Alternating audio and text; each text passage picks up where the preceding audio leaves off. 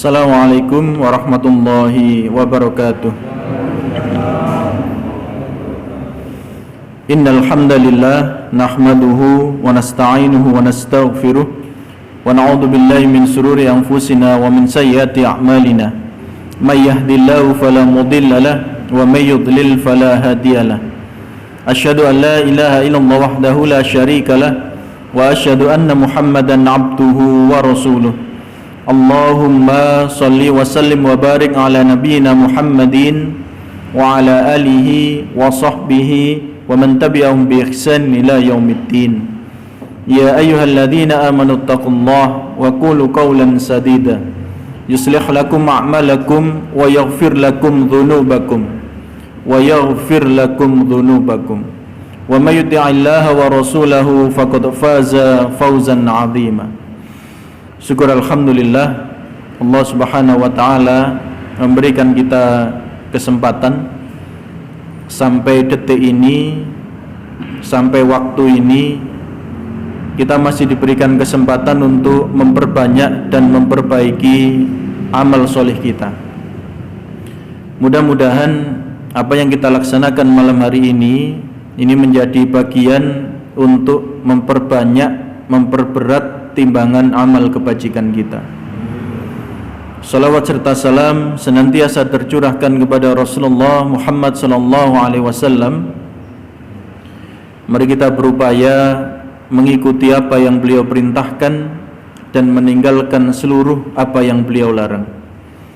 Kita bermohon kepada Allah, mudah-mudahan diri kita, keluarga kita dijauhkan Allah dari siksa api neraka. Bapak-bapak dan ibu-ibu, kajian awal ini kita sampai pada bab pertama, bab 1 dalam kitab Al-Adabul Mufrad. Yang pertama, jenengan sudah siap Al-Quran terjemah?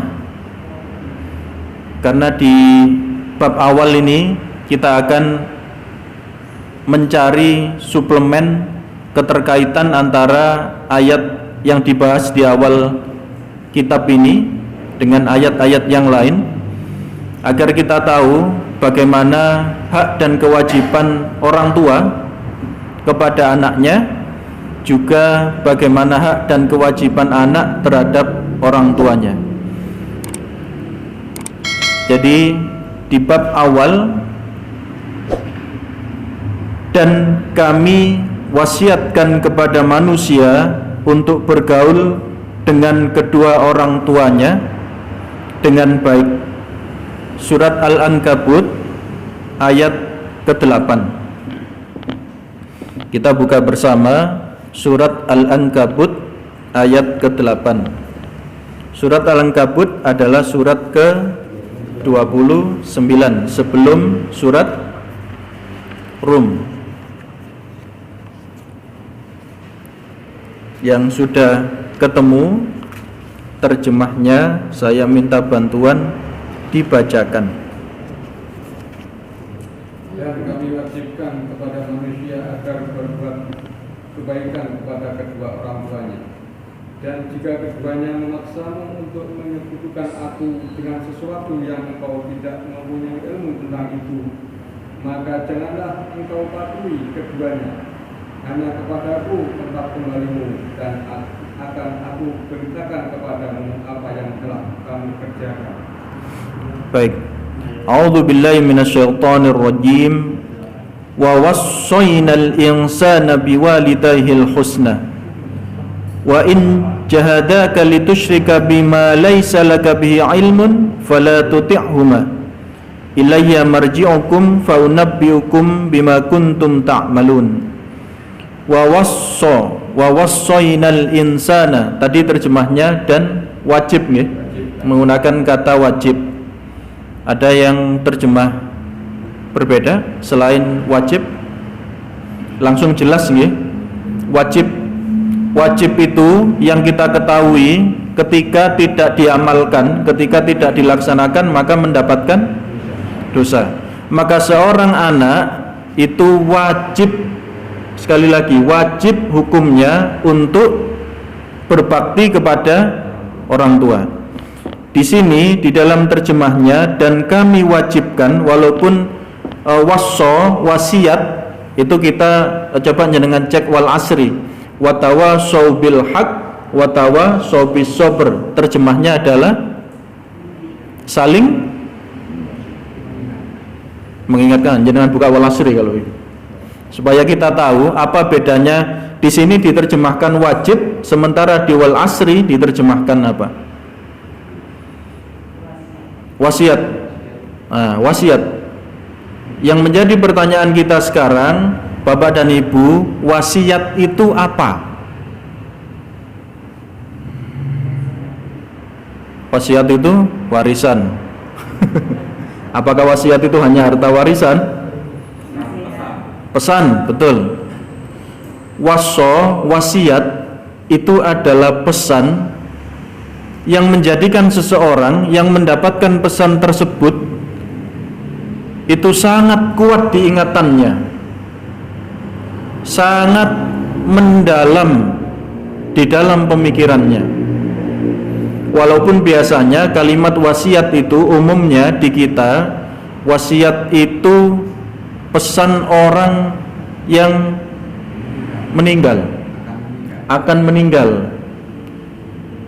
Kenapa? Karena ketika kita diberi pesan seseorang yang akan meninggal, itu kesannya bagaimana dengan orang yang sehat?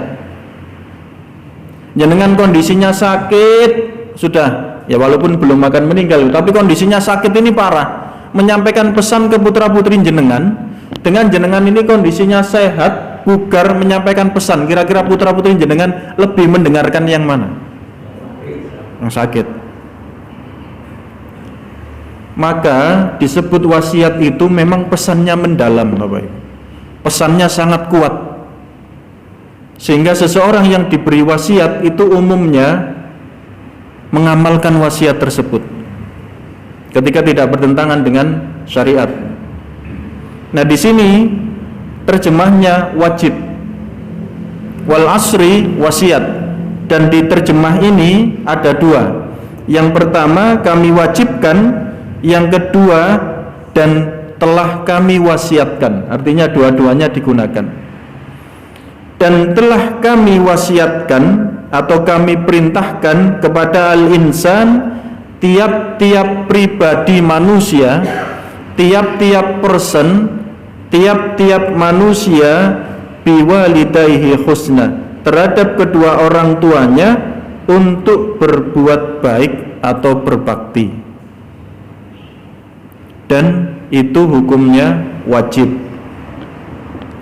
Dan jika mereka berdua memaksamu agar kamu menyekutukan Allah dengan apa yang tidak ada ilmu, maka apa yang harus dilakukan seorang anak ketika dipaksa orang tuanya melakukan kesyirikan yang tidak ada aturan agamanya atau justru bertentangan dengan aturan agama, fala tuti'huma, maka jangan kamu taati keduanya. Ini garisnya, Bapak Ibu. Seorang anak yang pertama ditekankan wajib berbakti kepada kedua orang tuanya. Namun seorang anak boleh tidak mengikuti perintah orang tuanya jika perintah itu ada dalam kondisi yang pertama, syirik kepada Allah. Ketika seorang anak diperintah orang tuanya untuk syirik kepada Allah, maka anak itu justru wajib menentang permintaan orang tuanya, atau melakukan sesuatu, perintah orang tua terhadap anak melakukan sesuatu yang itu tidak ada ilmunya atau bertentangan dengan aturan agama, maka seorang anak wajib untuk menentang permintaan orang tuanya. Nah, wajibnya di sini.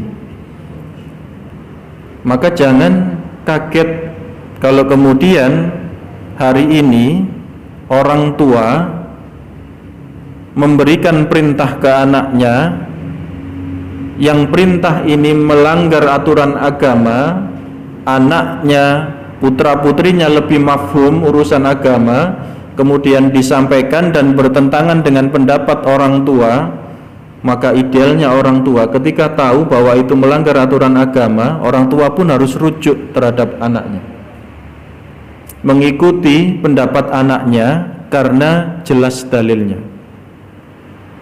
Orang tua justru tidak boleh memaksakan kepada putra-putrinya jika ternyata apa yang diinginkan orang tua bertentangan dengan aturan agama. Nah, ini yang tidak sederhana.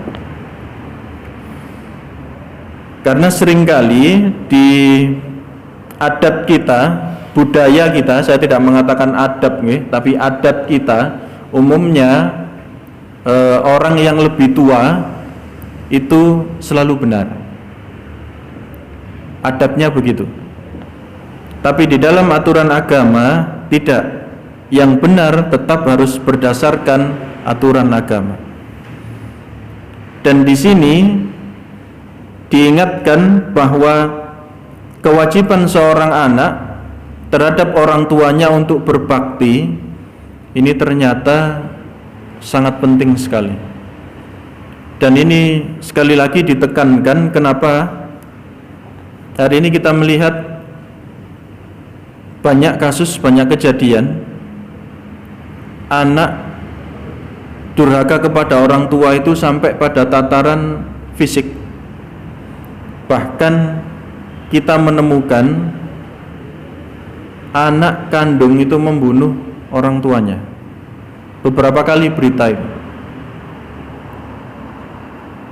Separah itu maksudnya kondisi adab akhlak bangsa kita hari ini. Beberapa waktu yang lalu di televisi saya mendengarkan, semoga tidak keliru, ada orang tua atau anak menuntut secara hukum berapa miliar begitu. 3 miliar. Itu yang nuntut bapak atau anak? Anak nuntut orang tuanya. Jenengan bayangkan ini. Jenengan tidak kaget tiba-tiba ada panggilan dari kepolisian, loh, dituntut secara hukum 3 miliar. Siapa yang nuntut? Anak kandung kita. Jenengan bayangkan hari ini.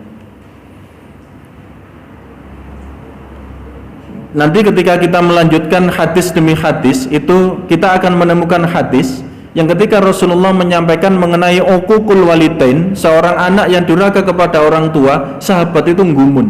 Ini beberapa kali saya ulang. Sahabat itu merasa aneh dan bertanya kepada Rasulullah, kalau kalimat kita, loh, ada tak ya Rasul, anak itu durhaka kepada orang tua? Pertanyaannya begitu. Jadi ketika Rasulullah menyampaikan uququl walidain itu, sahabat ini bertanya-tanya, loh, ada tak? Aneh gitu. Ada tak anak itu durhaka kepada orang tua? Itu aneh. Tapi kalau sekarang ini mendengarkan anak durhaka kepada orang tua, mungkin otak kita biasa, sakeh gitu kan. Ini menunjukkan bahwa hari ini kaitannya dengan birrul walidain itu terasa jauh berkurang. Bahkan orang tua itu bisa kalah dengan anak dalam urusan yang benar, itu bisa kalah. Kita lanjutkan ayat-ayat yang berkaitan dengan itu untuk mengetahui kata birrun.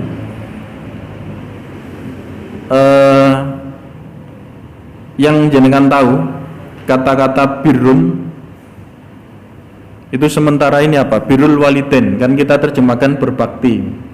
Pertanyaannya, yang disebut berbakti itu bagaimana? Jenengan bisa lihat insyaallah di dalam surat ketiga. Surat ketiga adalah surat ayat ke-92.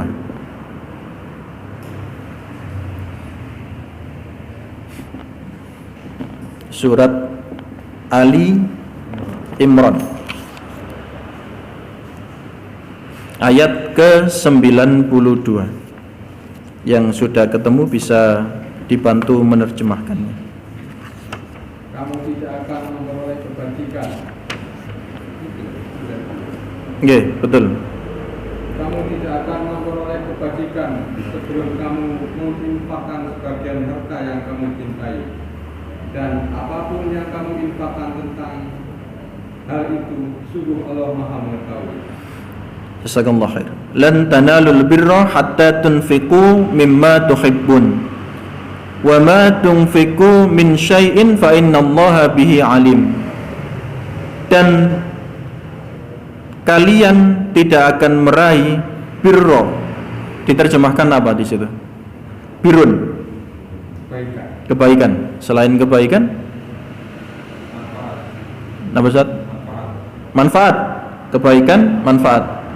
Di dalam Al-Qur'an yang saya menghadap ini, birra itu pahala yang menjadikan seseorang masuk jannah, masuk surga. Jadi disebut birrun, itu adalah pahala yang mampu menjadikan seseorang, mengajak seseorang, memasukkan seseorang ke dalam jannah. Jadi disebut berbakti itu ketika perilaku seorang anak terhadap orang tuanya itu takarannya jannah. Maka ketika anak itu melakukan sesuatu terhadap orang tuanya, pikirannya hanya dua. Ini urusannya jannah atau nar. Saya beberapa kali menyampaikan salah satu hadis dari Ibnu Umar, insyaallah, hadis yang diriwayatkan oleh Imam Ibnu Majah. Kuntu ma'a Rasulillah sallallahu alaihi wasallam. Jadi Ibnu Umar ini bersama Rasulullah sallallahu alaihi wasallam.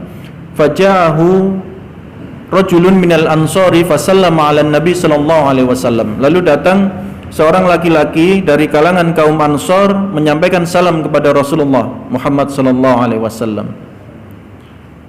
Faqala, lalu bertanya pada Rasulullah, "Ya Rasulullah, ayyul mu'minina afdalu?" Ya Rasulullah, seperti apakah, bagaimanakah seorang mukmin yang paling utama? Bapak dan Ibu, kita ini waktunya sama 24 jam. Pertanyaannya, sama-sama waktunya 24 jam, siapakah yang hari ini mendapatkan pahala lebih utama? Dan cerdasnya para sahabat itu cenderung bertanya amal-amal utama yang nilainya jauh lebih besar. Kemudian cerdik. Saya pernah menyampaikan ada salah seorang sahabat ketika mendengarkan seseorang yang menjamu,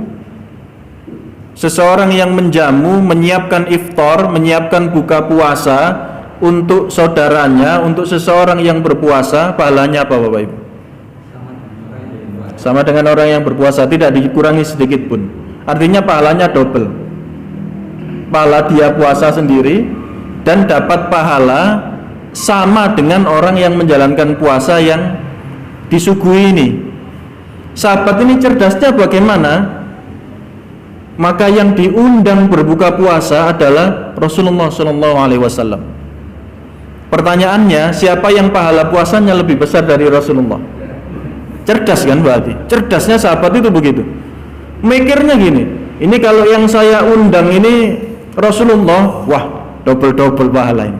Dalam waktu yang sama, buka puasa yang sama, sahabat yang satu ini pahalanya lebih besar dari sahabat yang lain. Nah pertanyaannya kita hari ini, amal utama apa yang kira-kira dalam waktu yang sama dengan saudara kita ini? Katanya fastabiqul khairat, berlomba-lomba dalam kebaikan. Kalau kita kerjanya sama, waktunya sama, sehari dibayar 100.000, kerjanya sama persis, waktunya sama persis, dibayar 100 juta, milih yang mana jenengan? Cerdas sudah berarti cerdas. Tapi pertanyaannya dalam kaitan amal yang mengantarkan kita ke jannah, sejauh apa kecerdasan ini kita manfaatkan? Maka sahabat ini dari kalangan Ansor bertanya kepada Rasulullah, "Ya Rasulullah, ayyul mu'minina afdalu?" Ya Rasulullah, mukmin yang paling utama itu yang seperti apa? Kita ini beli barang dengan harga yang sama, yang satu KW keberapa, yang satunya ori, harganya sama, kita pasti milih yang ori. Sahabat ini mencoba mencari kira-kira amal utama itu apa. Rasulullah menyampaikan, qala ahsanuhum khuluqan. Orang disebut mukmin yang paling utama itu adalah mukmin yang akhlaknya baik. Akhlaknya baik. Maka seseorang yang harusnya ibadah mahdhanya, salat, siam, zakatnya baik, itu harusnya akhlaknya juga baik. Kalau kita bertanya pada diri kita kaitannya dengan tugas kita khalifah sebagai pemimpin fil ard, di bumi, kita juga koreksi diri, bertanya-tanya pada diri kita, berapa kali kita buang sampah sembarangan? Ini perihal akhlak. Berapa kali kita merasa berdosa ketika buang sampah sembarangan?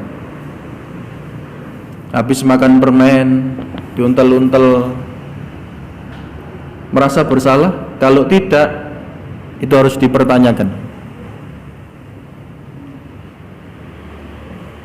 Atau diantaranya kebiasaan anak terhadap orang tuanya. Ini para sahabat, saya berkali-kali menyampaikan, sahabat Rasulullah itu atau salafus sholih itu ketika nada suaranya lebih tinggi daripada ibunya, nada suaranya lebih tinggi dari nada suara orang tuanya. Ketika dipanggil misalkan, ya fulan, dipanggil orang tuanya, nada suaranya lebih tinggi dari orang tuanya, itu merasa menyesal, merasa sedih.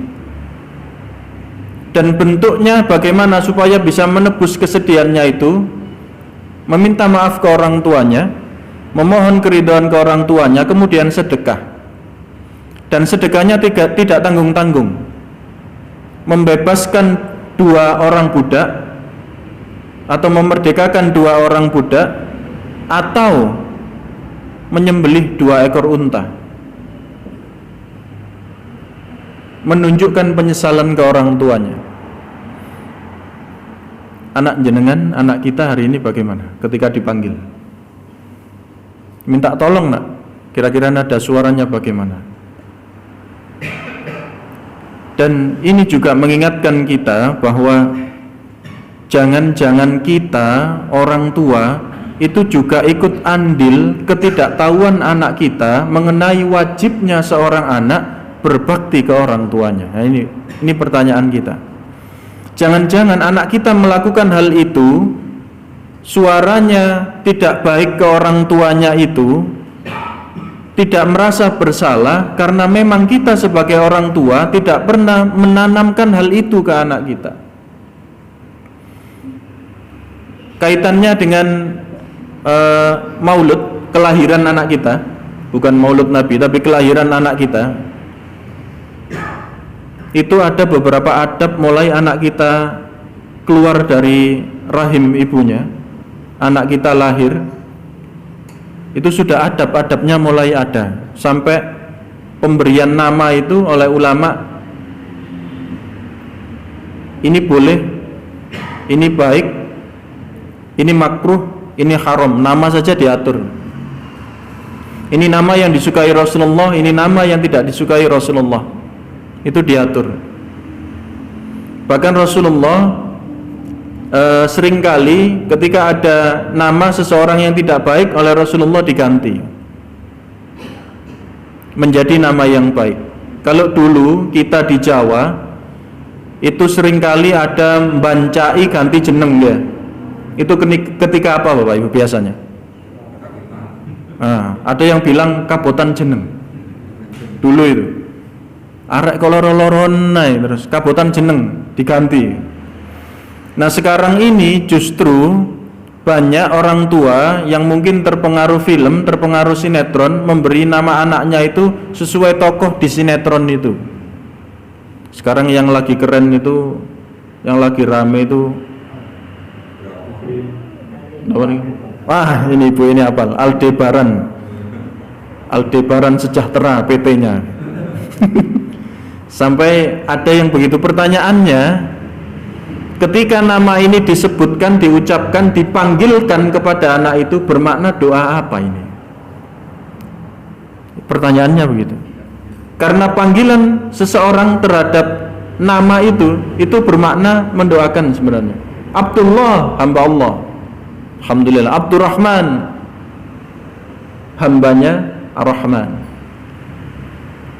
Itu ada maknanya. Nanti jangan-jangan memberikan nama nampak keren, tapi ternyata maknanya tidak baik.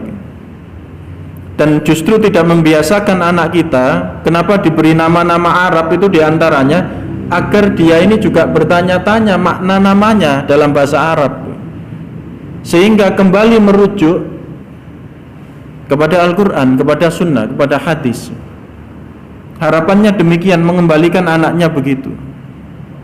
Banyak adab-adab yang lain, bagaimana orang tua harusnya dalam kaitan awal ini menata benar bagaimana anaknya. Karena kekhawatirannya demikian, anak kita tidak berbakti, itu ternyata karena andil orang tuanya tidak mendawamkan, tidak menanamkan ke anak-anak. Sehingga di sini kalimat awal itu wawasso yang dikutip di dalam Al-Adabul Mufrad, diwajibkan kepada seorang anak itu untuk berbakti, birrun, berbakti kepada orang tuanya. Al-birrun itu juga bermakna seperti seseorang yang membuat minuman kemudian disaring, tinggal sarinya, dan nikmat sarinya ini diberikan kepada orang tuanya. Yang ngeres kotorannya itu sudah disaring, itu yang diberikan ke orang tua. Nah, seringkali saya pribadi, mungkin putra-putri kita itu sampai orang tua berkalimat begini, nek enak wong loro, wayane gak enak ngejak wong tua. Waktunya enak, rumah tangganya nyaman, orang tua dilupakan. Ya ndak pernah silaturahim, ya ndak pernah telepon. Ketika ada persoalan, orang tuanya yang pertama dihubungi. Sehingga kebiasaan itu terjadi berulang-ulang. Ketika anaknya telepon, orang tua langsung nebak, ono masalah ini. Itu kondisi sekarang. Tapi di zaman Rasulullah enggak. Ketika ada persoalan itu dituntaskan di rumah tangga itu. Ketika ada kebahagiaan, orang tuanya diajak. Begitu. Itu diantaranya disebut birrun, berbakti itu begitu. Lalu apakah seorang anak tidak boleh meminta solusi kepada orang tuanya ketika ada persoalan? Boleh. Namun yang menjadi soalan adalah jangan hanya persoalan tok yang dibawa ke orang tuanya, kebahagiaannya juga harus dibawa. Kadang ketidaksadaran itu menjadikan orang tua itu seolah-olah ketika semakin lemah, sudah tidak lagi kuasa terhadap anak-anaknya, maka orang tua ini jadi bahan suruh-suruan. Orang tua ini justru tidak dimuliakan selayaknya orang tua. Jangan sampai hal demikian terjadi. Nah, di dalam beberapa ayat yang menghubungkan itu, bagaimana hubungan orang tua dan anak seharusnya, kita buka surat Al-Munafikun, surat ke-63 setelah surat Al-Jum'ah, ayat yang ke-9. Surat Al-Munafikun, surat ke-63 ayat ke-9. Yang sudah ketemu bisa dibacakan terjemahnya.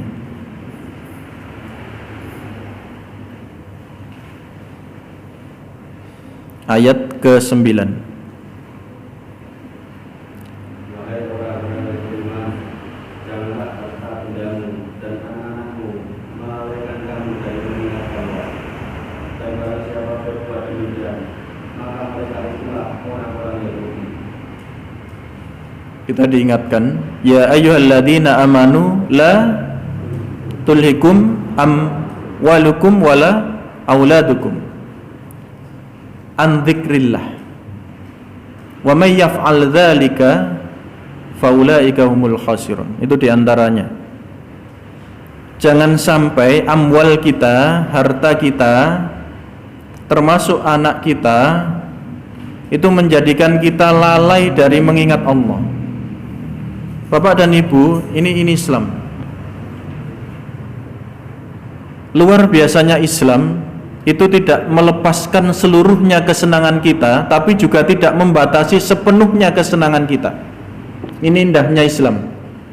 Jenengan mau bawa mobil baru, gres turun dari dealer, tidak ada remnya. Mau? Bawa motor, beli motor baru, ditanya enten rime, tidak ada Pak, tidak pakai rem ini. Lo kalau berhenti bagaimana? Loncat, turun jenengan, tidak mau.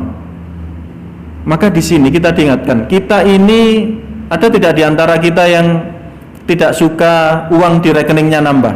Tolong angkat tangan, saya belajar Bapak. Jenengan ini lebih bahagia mana? Uang di rekening bertambah apa berkurang? Loh, bertambah, sama Pak. Itu kenapa disampaikan, jangan sampai kesenangan kita mengumpulkan harta itu melalaikan kita dari mengingat Allah. Di antaranya kita ini senang mengumpulkan harta tapi kena zakat. Kita ini senang makan kuliner ke kanan ke kiri sampai ke luar negeri hanya untuk kuliner, tapi kita juga punya rem, ada siam Ramadan kurang lebih 75 atau 76 hari lagi kita persiapkan, kurang 2 bulan lebih lah. Dan kita ini cinta dengan anak kita tapi direm. Jangan sampai kesenanganmu terhadap anakmu itu menjadikan engkau lalai terhadap Allah. Lalai terhadap Allah itu diantaranya bagaimana anak melanggar aturan agama karena rasa cintanya dibiarkan.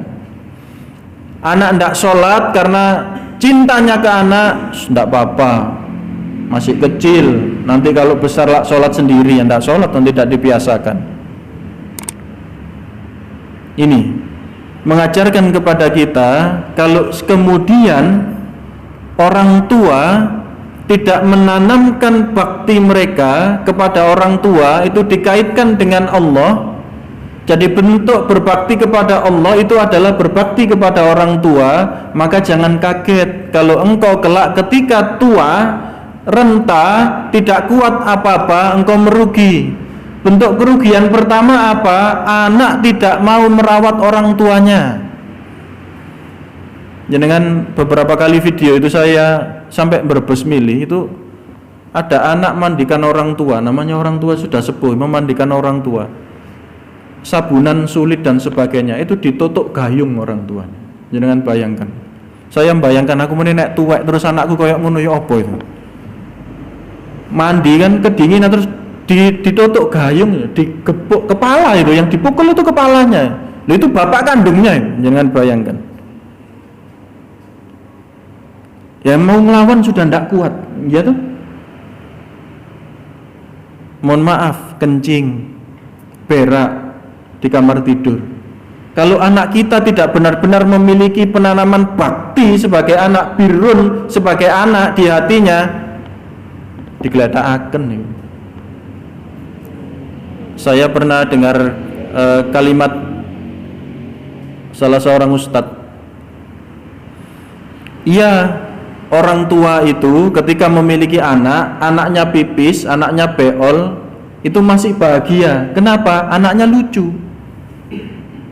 Tapi anak ketika merawat orang tuanya, pipis, beol, itu sudah tidak lucu bapak ibunya. Jenengan kalau di kudang anak jenengan tangkin kira-kira bagaimana? Pelot wabok. Tapi ketika ayah dengan anaknya ngudang itu lucu. Sensenya kan berbeda, perasaan hati ini kan berbeda. Merawat anak dengan pipis dan beolnya, merawat orang tua dengan pipis dan beolnya.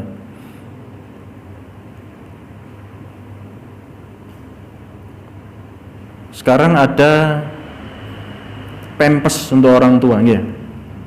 Ada Pampers untuk orang tua.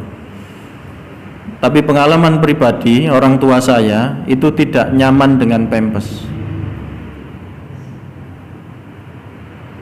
Sehingga sebagai anak harus siap, mohon maaf, namanya di tempat tidur sudah tidak kuat untuk bangun, nadai dengan pespot dan sebagainya, posisi tidur lama itu Bapak Ibu, jarak 1-2 hari itu kalau tidak dimiringkan ke kanan ke kiri, punggung ini ruam-ruam.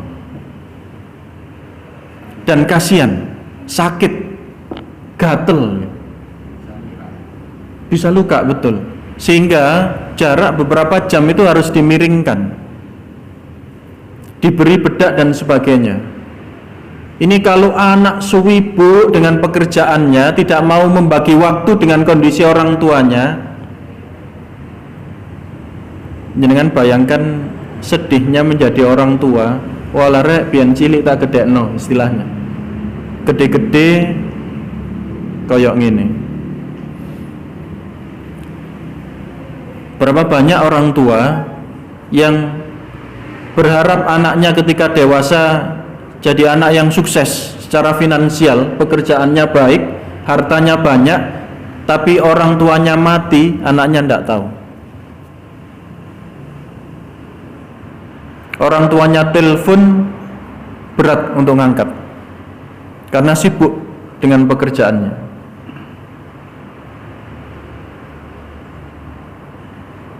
Sehingga sekali lagi penanaman ini mengajarkan kepada kita selaku orang tua, sebagai orang tua, anak kita sejak awal itu sudah harus kita tanamkan kewajibannya untuk berbakti kepada orang tua. Karena bentuk berbakti, bentuk seorang anak itu berbakti kepada Allah gitu, adalah birrul walidain ini. Dan ini belum tentu ketika disampaikan orang tuanya anak terima, Bapak ini mesti golek dalil sing untungno awake dhewe. Bisa jadi begitu. Tapi ketika sejak kecil kita biasakan, kita ajari adab, kita ajari akhlak, ini menjadi hal penting. Dan diantaranya juga merugi ini dalam arti apa? Ketika anak tidak berbakti kepada orang tuanya, maka sebenarnya bagian dari nilai-nilai Islam ini juga hilang, Bapak. Siapa yang akan meneruskan estafet keislaman ini setelah orang tua meninggal?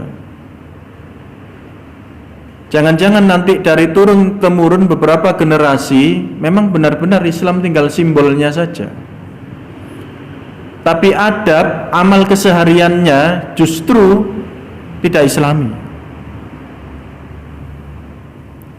Nah, penanaman adab ini menjadikan seorang anak itu merasa punya filter, punya rasa bersalah, tahu jika hal yang dia lakukan itu menyakiti hati orang tuanya.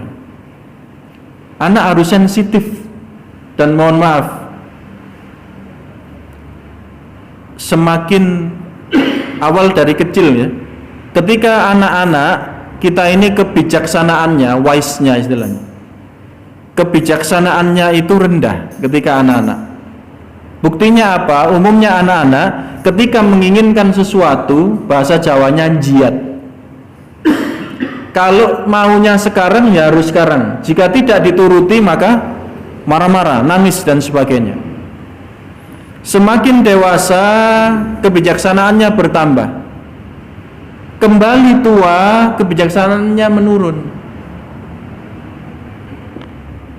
Orang tua ketika kemudian usianya semakin bertambah, kondisi fisiknya mulai menurun, kebijaksanaannya menurun. Diantaranya bisa jadi orang tua itu pikun, lupa, atau seringkali bercerita yang cerita itu diulang-ulang. Ketika anak ini tidak memiliki sifat berbakti kepada orang tuanya, kalimatnya bisa buruk ke orang tuanya.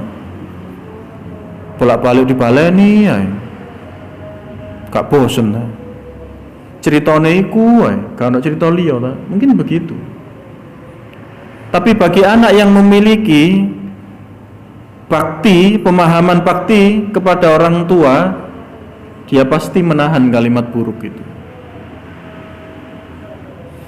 Dan bisa juga ditemukan semakin bertambah usia, semakin renta, seperti anak kecil lagi, minta sesuatu harus sekarang. Jenengan yang lebih paham karena pernah ngurusi orang tua jelas. Dan itu yang kami hadapi. Inginnya sekarang. Kalau tidak dituruti, kalau anak kecil nangis, kalau orang tua sakit. Tiba-tiba sakit. Tidak berani mengungkapkan, kepingin anak-anaknya ngumpul, itu tidak berani ngomong. Sing nomor 1 repot, sing nomor 2 repot, mau ngomong tidak bisa. Apa yang bisa dilakukan agar anaknya kumpul? Sakit. Pulang semua anaknya karena orang tua sakit. Anaknya pulang sembuh. Ini sekali lagi pentingnya penanaman bakti kita ke orang tua. Adzan. Baik, kita lanjutkan sedikit. Yang pertama, surat At-Tahrim, surat ke-66 ayat ke-6. Ini juga pentingnya kita untuk melindungi anak-anak kita agar tidak menjadi bahan bakar api neraka. Melindungi diri kita, melindungi ahli kita. Jika sudah ketemu terjemahnya silakan dibacakan. Surat ke-66 ayat ke-6.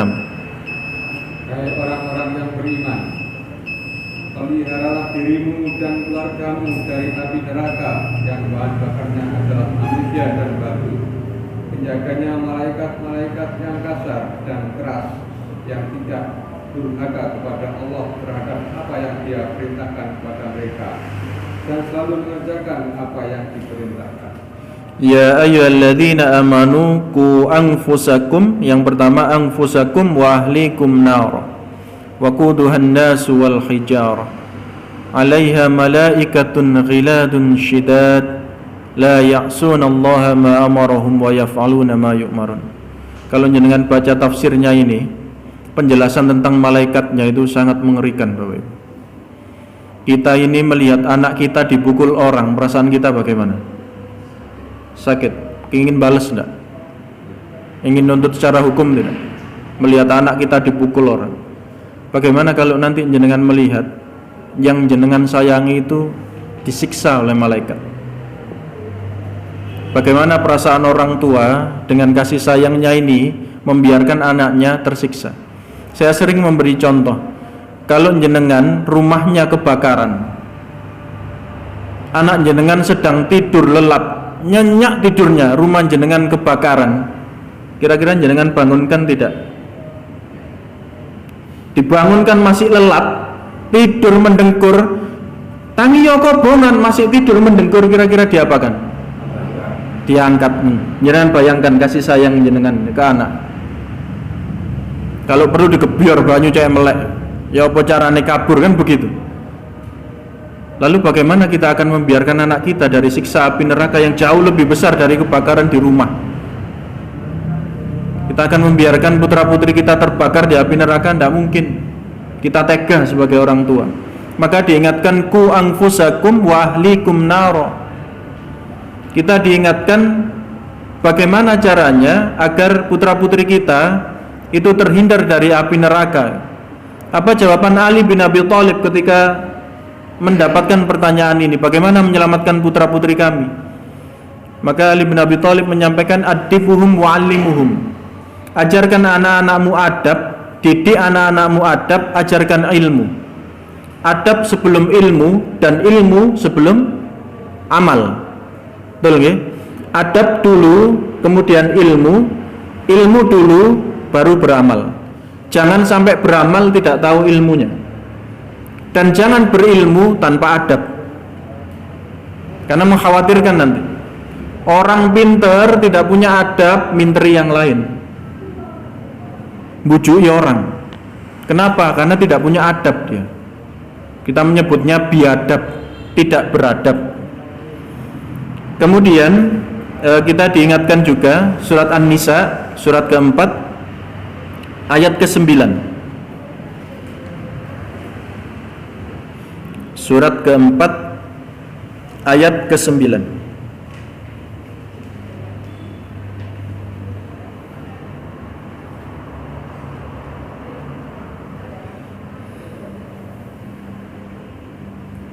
Dan karena takut kepada Allah, orang-orang yang sekiranya mereka meninggalkan keturunan yang lemah di belakang mereka, yang mereka khawatir terhadap kesejahteraannya. Oleh sebab itu, hendaklah mereka bertakwa kepada Allah, dan hendaklah mereka berbicara dengan tutur kata yang benar. Yang pertama, di ayat ini kita diingatkan orang tua jangan meninggalkan keturunan mereka dalam keadaan lemah. Lemah dalam arti Allah ini menyukai mukmin yang qawi, yang kuat dibandingkan mukmin yang dhaif, yang lemah. Sehingga di dalam ayat ini mengajarkan agar anak-anak kita itu memang dikuatkan dalam beberapa aspek. Aspek yang pertama yang dituntut adalah kuat tauhidnya. Jadi bukan hartanya dulu, tapi tauhidnya dulu harus kuat. Karena kekuatan tauhid ini yang nanti bisa menjadikan seorang anak sejahtera di ayat ini. Kuat tauhidnya, sejahtera dia. Karena kesejahteraan itu ternyata, kebahagiaan itu tidak terukur dengan kekayaan. Banyak orang kaya sumpek. Betul. Orang hartanya banyak sumpek. Jenengan sekarang dapat uang 100 miliar gitu. Jenengan dapat uang 100 miliar, bingung. Ya. Ditekek oma wedi ilang, tekek bank iki kepikiran. Namun di sisi lain, ketika kita tidak memiliki harta, lemah secara ekonomi, kita juga susah. Seseorang yang tauhidnya kuat itu akan mampu mengkondisikan bagaimana mempergunakan harta dengan benar, termasuk untuk berbakti kepada orang tuanya. Hartanya banyak, orang tua sakit, tidak akan mikir-mikir. Hartanya banyak, bakhil, orang tuanya sakit, bapak entar duit bisa injeksi sak mene, dihitung sudah. Bisa begitu. Dan tidak ada kebaikan dari seseorang yang bakhil. Orang bisa tampan, bisa gagah, kalau bakhil kacau sudah. Dan itu penyakit jiwa, bakhil itu harus ditaklukkan. Kemudian di ayat yang terakhir, nanti saya tutup dengan hadis terakhir, surat Luqman, diantaranya mengajarkan, maksudnya jangan menjadikan anak-anak kita lemah itu yang bagaimana, harus dibekali apa. Surat Luqman, surat ke-31 ayat ke-17. Menjadikan seseorang anak itu kuat seperti apa? Ini diajarkan Luqman kepada anaknya. Surat Laksanakanlah sholat dan suruhlah manusia berbuat yang ma'ruf, dan cegahlah mereka dari yang munkar, dan bersabarlah terhadap apa yang menimpamu. Sesungguhnya yang demikian itu termasuk perkara yang penting. Coba jenengan lihat urutannya. Apa yang diajarkan Luqman yang pertama kepada anaknya? Mengajarkan sholat. Oleh karena itu yang harus diingat-ingat bahwa menjadi kewajiban orang tuanya untuk mengecek apakah sholat putra-putri kita itu sudah benar. Jangan-jangan memang sholat, sudah sholat dek, sudah, tapi sholatnya seperti GP 500, kecepatan tinggi. Atau mungkin wudunya tidak sempurna, tidak begitu diperhatikan orang tua. Wudunya tidak begitu sempurna, sehingga sholatnya juga tidak sempurna. Yang kedua, setelah sholatnya benar, maka yang diajarkan adalah wa'mur bil ma'ruf, mengajarkan anak-anaknya agar berbuat kebaikan. Selanjutnya wanha anil munkar, Mengajak seseorang berbuat baik itu di dalam ayat itu lebih mudah dibandingkan mencegah seseorang yang melakukan kemungkaran. Kita mengajak seseorang, ayo sholat ayo, itu bisa diterima. Tapi kalau dengan mencegah seseorang yang sedang berjudi, kira-kira bagaimana? Eker-ekeran, ya, pasti bertengkar. Oleh karena itu, di ujung ayat itu, wasbir ala ma asobak. Nah, ini ketangguhan yang diajarkan Luqman kepada anaknya, bahwa seorang mukmin itu harus siap dengan kejadian buruk yang mungkin menimpanya dalam rangka amar ma'ruf nahi mungkar. Maka dakwah ini karena menyampaikan kebenaran itu tentu macam-macam ujian. Mungkin kita dicemooh, mungkin kita dikucilkan, dianggap bau surga, dianggap sok religius dan sebagainya. Itu konsekuensinya. Nah, anak kita mungkin juga mengalami hal yang sama. Maka jadikan itu prinsip hidupnya, anak ini kuat, anak ini tangguh, anak ini tidak dhaif, tidak lemah. Di antaranya apa? Harus siap dengan kejadian yang tidak dia suka, musibah. Harus siap dengan musibah yang mungkin menghampirinya. Musibah itu apa? Di dalam tafsir disampaikan, di dalam Al-Maraghi, musibah itu apa? Segala sesuatu yang terjadi pada kita dan kita tidak suka, itu musibah. Segala sesuatu yang terjadi pada kita tidak suka, itu musibah. Kalau saya mengajar teman-teman muda, diantaranya musibah itu apa? Jomblo tat, guyonannya teman-teman. Kenapa? Karena dia tidak suka. Maka caranya bagaimana agar musibah itu terhindar? Diantaranya adalah tauhidnya harus kuat. Dan musibah itu ketika terjadi pada seseorang yang beriman, seseorang yang baik, maka apa yang pertama dilakukan ketika musibah hadir? Apa Bapak Ibu? Kita beristirja. Ya, yang pertama muncul ketika musibah menghampiri kita adalah inna lillahi wa inna ilaihi raji'un. Dan di dalam penjelasan hadis ayat mengenai istirja ini, seseorang yang ketika musibah hadir kepadanya kemudian membaca istirja, meyakini bahwa semuanya kembali kepada Allah, itu kebaikan yang diberikan lebih baik kepada orang tersebut sampai kepada anak keturunannya. Jangan bayangkan. Jadi kebaikan itu tidak hanya pada yang mengucapkan, yang terkena musibah, tapi anak keturunannya itu juga menjadi baik. Jangan ingat peristiwa Nabiullah Khidir dengan Nabiullah Musa. Di antaranya ada seorang anak itu yang dibantu oleh Nabiullah Khidir karena apa? Karena bapaknya, karena kakeknya dulu adalah orang yang soleh. Nah, kita hari ini musibah itu memang tidak menyenangkan, karena definisinya sesuatu yang tidak menyenangkan yang mengenai kita. Maka ketika kita mampu untuk mengucapkan itu, tidak mencela, karena ada orang yang diberi musibah tapi cela, melakukan perbuatan yang tercela. Sampai di dalam tafsir, orang kafir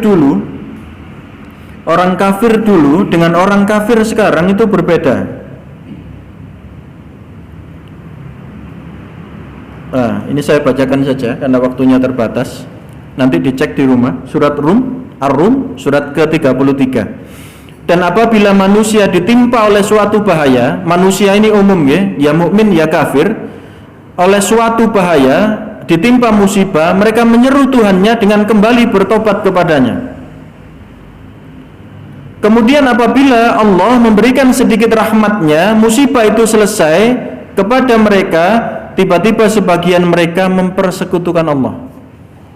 Ayat ini di dalam tafsir, orang kafir dulu itu ketika diberi musibah itu ingat Allah, Bapak Ibu. Syiriknya dihilangkan, kembali bertauhid kepada Allah, minta pertolongan Allah. Itu orang kafir dahulu. Tapi orang hari ini diberi musibah, syiriknya nambah. Jangan bayangkan, kira-kira lebih kacau yang mana, dulu apa sekarang? Diberi musibah, syiriknya nambah. Musibah dihilangkan, tetap syirik. Nah ini, ulama menyampaikan itu kacaunya manusia hari ini. Dan kalau itu beruntun, insya Allah di pertemuan berikutnya saya bawakan hadisnya. Itu sangat mengerikan. Akan terjadi musibah, dan itu hadis itu jelas, walaupun gharib ya, disebutkan akan ada gunung meletus, akan ada tanah longsor, akan ada gempa bumi, akan ada air yang meluap, banjir bandang dan sebagainya. Disebutkan detail. Hal itu akan terjadi ketika kesyirikan itu merajalela. Hal itu akan terjadi seperti halnya perhiasan kalung mutiara, kita menyebutnya tasbih, rosario, tasbih, kita menyebutnya tasbih. Itu kalau talinya kita putus yang terjadi apa? Semburat. Maka akan satu persatu bencana itu datang, seperti halnya perhiasan mutiara yang terputus talinya. Akan sambung bersambung itu terus. Kalau tidak kembali bertauhid kepada Allah. Dan maksiat terburuk sebuah bangsa adalah syirik kepada Allah. Ini kehati-hatian kita. Insyaallah ini yang bisa saya sampaikan malam hari ini. Mudah-mudahan ada guna dan manfaatnya. Kita tutup dengan doa kafaratul majelis. Subhanakallahumma wa bihamdika asyhadu an la ilaha illa anta astaghfiruka wa atubu ilaik. Assalamualaikum warahmatullahi wabarakatuh.